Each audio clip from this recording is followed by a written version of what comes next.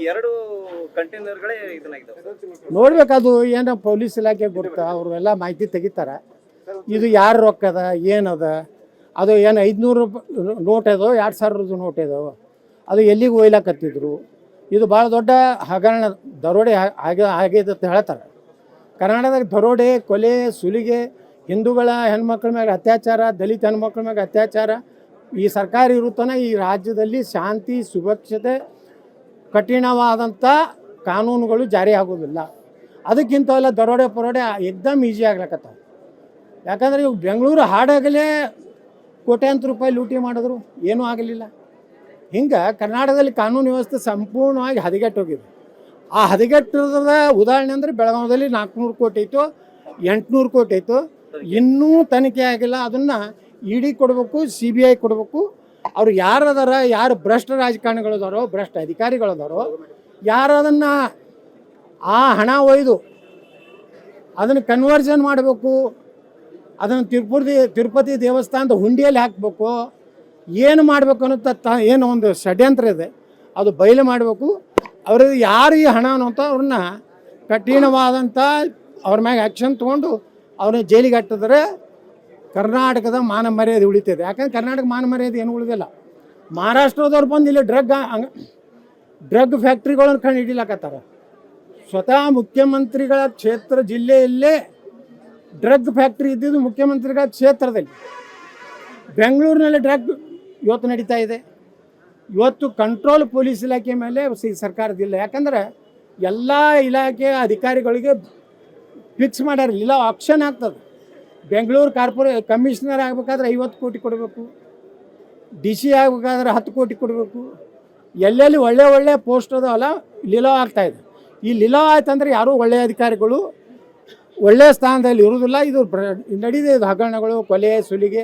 ಮತ್ತು ಅವ್ರಿಗೇನು ನಮ್ಮ ಗೃಹ ಮಂತ್ರಿಗಳಿಗಂತೂ ಏನೂ ಪಾಪ ಏನೂ ಗೊತ್ತಿಲ್ಲ. ಅತ್ಯಂತ ಅಂತಾರಾಷ್ಟ್ರೀಯ ಗೊತ್ತಿರದ ಗೃಹ ಮಂತ್ರಿ ಅಂದರೆ ಕರ್ನಾಟಕದ ಗೃಹ ಮಂತ್ರಿ. ಹೀಗಾಗಿ ಅವ್ರಿಗೆ 400 ಕೋಟಿದು ಗೊತ್ತಿಲ್ಲ, ಬೆಂಗಳೂರಿನಲ್ಲಿ ಮರ್ಡರ್ ಆದರೂ ಗೊತ್ತಿಲ್ಲ, ಬಿಜಾಪುರದಲ್ಲಿ ಮುಖ್ಯಮಂತ್ರಿಗಳ ಕಾರ್ಯಕ್ರಮ ಆಗಿದ್ದು ಗೊತ್ತಿಲ್ಲ, ಅವ್ರು ಊಟ ಮಾಡಿದ್ದು ಗೊತ್ತಿಲ್ಲ, ಮಕ್ಕೊಂಡಿದ್ದು ಗೊತ್ತಿಲ್ಲ. ಈ ಎರಡು ಕಂಟೈನರ್ಗಳೇ ಇದನ್ನಾಗಿದ್ದಾವೆ. ನೋಡ್ಬೇಕದು ಏನೋ ಪೊಲೀಸ್ ಇಲಾಖೆ ಗೊತ್ತಾ, ಅವರು ಎಲ್ಲ ಮಾಹಿತಿ ತೆಗಿತಾರೆ. ಇದು ಯಾರು ರೊಕ್ಕದ ಏನದ, ಅದು ಏನು 500 ನೋಟ್ ಅದೋ 2000 ನೋಟ್ ಅದೋ, ಅದು ಎಲ್ಲಿಗೆ ಒಯ್ಲಾಕತ್ತಿದ್ರು. ಇದು ಭಾಳ ದೊಡ್ಡ ಹಗರಣ ದರೋಡೆ ಆಗಿದೆ ಅಂತ ಹೇಳ್ತಾರೆ. ಕರ್ನಾಟಕದಾಗ ದರೋಡೆ, ಕೊಲೆ, ಸುಲಿಗೆ, ಹಿಂದೂಗಳ ಹೆಣ್ಮಕ್ಳ ಮೇಲೆ ಅತ್ಯಾಚಾರ, ದಲಿತ ಹೆಣ್ಮಕ್ಳ ಮೇಲೆ ಅತ್ಯಾಚಾರ, ಈ ಸರ್ಕಾರ ಇರುತ್ತಾನೆ ಈ ರಾಜ್ಯದಲ್ಲಿ ಶಾಂತಿ ಸುರಕ್ಷತೆ ಕಠಿಣವಾದಂಥ ಕಾನೂನುಗಳು ಜಾರಿ ಆಗೋದಿಲ್ಲ. ಅದಕ್ಕಿಂತ ಎಲ್ಲ ದರೋಡೆ ಪರೋಡೆ ಎಕ್ದಮ್ ಈಸಿ ಆಗ್ಲಕತ್ತಾವ. ಯಾಕಂದರೆ ಇವು ಬೆಂಗಳೂರು ಹಾಡಾಗಲೇ ಕೋಟ್ಯಾಂತರ ರೂಪಾಯಿ ಲೂಟಿ ಮಾಡಿದ್ರು, ಏನೂ ಆಗಲಿಲ್ಲ. ಹಿಂಗೆ ಕರ್ನಾಟಕದಲ್ಲಿ ಕಾನೂನು ವ್ಯವಸ್ಥೆ ಸಂಪೂರ್ಣವಾಗಿ ಹದಗೆಟ್ಟೋಗಿದೆ. ಆ ಹದಗೆಟ್ಟದ ಉದಾಹರಣೆ ಅಂದರೆ ಬೆಳಗಾವಿಯಲ್ಲಿ 400 ಕೋಟಿ ಐತು, 800 ಕೋಟಿ ಐತು, ಇನ್ನೂ ತನಿಖೆ ಆಗಿಲ್ಲ. ಅದನ್ನು ಇಡಿ ಕೊಡಬೇಕು, CBI ಕೊಡಬೇಕು. ಅವ್ರು ಯಾರದಾರ, ಯಾರು ಭ್ರಷ್ಟ ರಾಜಕಾರಣಿಗಳದಾರೋ, ಭ್ರಷ್ಟ ಅಧಿಕಾರಿಗಳದಾರೋ, ಯಾರು ಅದನ್ನು ಆ ಹಣ ಒಯ್ದು ಅದನ್ನು ಕನ್ವರ್ಷನ್ ಮಾಡಬೇಕು, ಅದನ್ನು ತಿರುಪತಿ ದೇವಸ್ಥಾನದ ಹುಂಡಿಯಲ್ಲಿ ಹಾಕಬೇಕು, ಏನು ಮಾಡಬೇಕು ಅನ್ನೋ ಏನು ಒಂದು ಷಡ್ಯಂತ್ರ ಇದೆ, ಅದು ಬಯಲು ಮಾಡಬೇಕು. ಅವ್ರಿಗೆ ಯಾರು ಈ ಹಣ ಅನ್ನೋಂಥ ಅವ್ರನ್ನ ಕಠಿಣವಾದಂಥ ಅವ್ರ ಮ್ಯಾಗ ಆ್ಯಕ್ಷನ್ ತೊಗೊಂಡು ಅವ್ರನ್ನ ಜೈಲಿಗೆ ಹಾಕಿದ್ರೆ ಕರ್ನಾಟಕದ ಮಾನ ಮರ್ಯಾದೆ ಉಳಿತದೆ. ಯಾಕಂದ್ರೆ ಕರ್ನಾಟಕ ಮಾನ ಮರ್ಯಾದೆ ಏನು ಉಳಿದಿಲ್ಲ.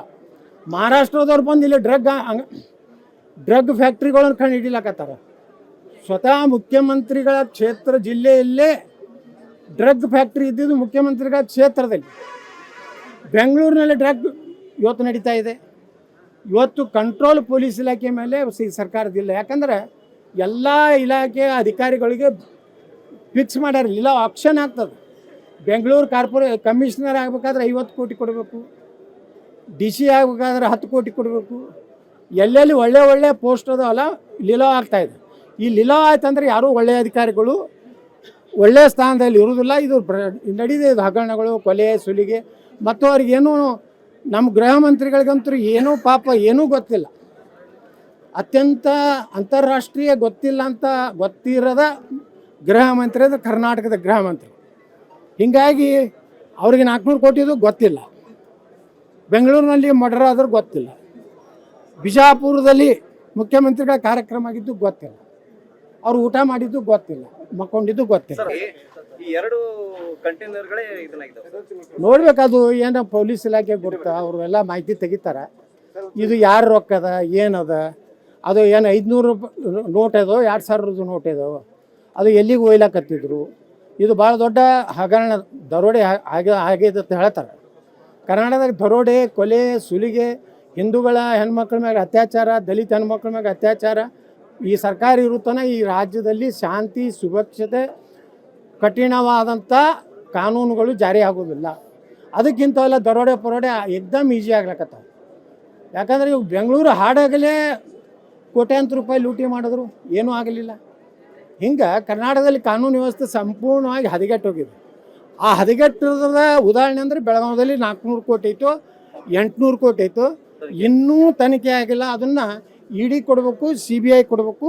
ಅವ್ರು ಯಾರದಾರ, ಯಾರು ಭ್ರಷ್ಟ ರಾಜಕಾರಣಿಗಳದಾರೋ, ಭ್ರಷ್ಟ ಅಧಿಕಾರಿಗಳದಾರೋ, ಯಾರು ಅದನ್ನು ಆ ಹಣ ಒಯ್ದು ಅದನ್ನು ಕನ್ವರ್ಷನ್ ಮಾಡಬೇಕು, ಅದನ್ನು ತಿರುಪತಿ ದೇವಸ್ಥಾನದ ಹುಂಡಿಯಲ್ಲಿ ಹಾಕಬೇಕು, ಏನು ಮಾಡಬೇಕು ಅನ್ನೋ ಏನು ಒಂದು ಷಡ್ಯಂತ್ರ ಇದೆ, ಅದು ಬಯಲು ಮಾಡಬೇಕು. ಅವ್ರಿಗೆ ಯಾರು ಈ ಹಣ ಅನ್ನೋಂಥ ಅವ್ರನ್ನ ಕಠಿಣವಾದಂಥ ಅವ್ರ ಮ್ಯಾಗೆ ಆ್ಯಕ್ಷನ್ ತೊಗೊಂಡು ಅವ್ರನ್ನ ಜೈಲಿಗೆ ಹಾಕಿದ್ರೆ ಕರ್ನಾಟಕದ ಮಾನ ಮರ್ಯಾದೆ ಉಳಿತದೆ. ಯಾಕಂದ್ರೆ ಕರ್ನಾಟಕ ಮಾನ ಮರ್ಯಾದೆ ಏನು ಉಳಿದಿಲ್ಲ. ಮಹಾರಾಷ್ಟ್ರದವ್ರು ಬಂದು ಇಲ್ಲಿ ಡ್ರಗ್ ಫ್ಯಾಕ್ಟ್ರಿಗಳನ್ನು ಕಂಡು ಹಿಡಿಲಾಕತ್ತಾರೆ. ಸ್ವತಃ ಮುಖ್ಯಮಂತ್ರಿಗಳ ಕ್ಷೇತ್ರ ಜಿಲ್ಲೆಯಲ್ಲೇ ಡ್ರಗ್ ಫ್ಯಾಕ್ಟ್ರಿ ಇದ್ದಿದ್ದು ಮುಖ್ಯಮಂತ್ರಿಗಳ ಕ್ಷೇತ್ರದಲ್ಲಿ. ಬೆಂಗಳೂರಿನಲ್ಲಿ ಡ್ರಗ್ ಇವತ್ತು ನಡೀತಾ ಇದೆ. ಇವತ್ತು ಕಂಟ್ರೋಲ್ ಪೊಲೀಸ್ ಇಲಾಖೆ ಮೇಲೆ ಸರ್ಕಾರದಿಲ್ಲ. ಯಾಕಂದ್ರೆ ಎಲ್ಲ ಇಲಾಖೆ ಅಧಿಕಾರಿಗಳಿಗೆ ಫಿಕ್ಸ್ ಮಾಡ್ಯಾರ, ಇಲ್ಲ ಆಕ್ಷನ್ ಆಗ್ತದೆ. ಬೆಂಗಳೂರು ಕಮಿಷನರ್ ಆಗಬೇಕಾದ್ರೆ 50 ಕೋಟಿ ಕೊಡಬೇಕು, DC ಆಗಬೇಕಾದ್ರೆ 10 ಕೋಟಿ ಕೊಡಬೇಕು. ಎಲ್ಲೆಲ್ಲಿ ಒಳ್ಳೆ ಪೋಸ್ಟ್ ಅದಲ್ಲ ಲಿಲಾವ್ ಆಗ್ತಾಯಿದೆ. ಈ ಲಿಲಾವ್ ಆಯ್ತಂದ್ರೆ ಯಾರೂ ಒಳ್ಳೆಯ ಅಧಿಕಾರಿಗಳು ಒಳ್ಳೆಯ ಸ್ಥಾನದಲ್ಲಿ ಇರುವುದಿಲ್ಲ. ಇದು ನಡೀದೆ, ಇದು ಹಗರಣಗಳು, ಕೊಲೆ, ಸುಲಿಗೆ. ಮತ್ತು ಅವ್ರಿಗೇನು ನಮ್ಮ ಗೃಹ ಮಂತ್ರಿಗಳಿಗಂತೂ ಏನೂ ಪಾಪ ಏನೂ ಗೊತ್ತಿಲ್ಲ. ಅತ್ಯಂತ ಅಂತಾರಾಷ್ಟ್ರೀಯ ಗೊತ್ತಿರದ ಗೃಹ ಮಂತ್ರಿ ಅಂದರೆ ಕರ್ನಾಟಕದ ಗೃಹ ಮಂತ್ರಿ. ಹೀಗಾಗಿ ಅವ್ರಿಗೆ 400 ಕೋಟಿದು ಗೊತ್ತಿಲ್ಲ, ಬೆಂಗಳೂರಿನಲ್ಲಿ ಮರ್ಡರ್ ಆದರೂ ಗೊತ್ತಿಲ್ಲ, ಬಿಜಾಪುರದಲ್ಲಿ ಮುಖ್ಯಮಂತ್ರಿಗಳ ಕಾರ್ಯಕ್ರಮ ಆಗಿದ್ದು ಗೊತ್ತಿಲ್ಲ, ಅವ್ರು ಊಟ ಮಾಡಿದ್ದು ಗೊತ್ತಿಲ್ಲ, ಮಕ್ಕೊಂಡಿದ್ದು ಗೊತ್ತಿಲ್ಲ.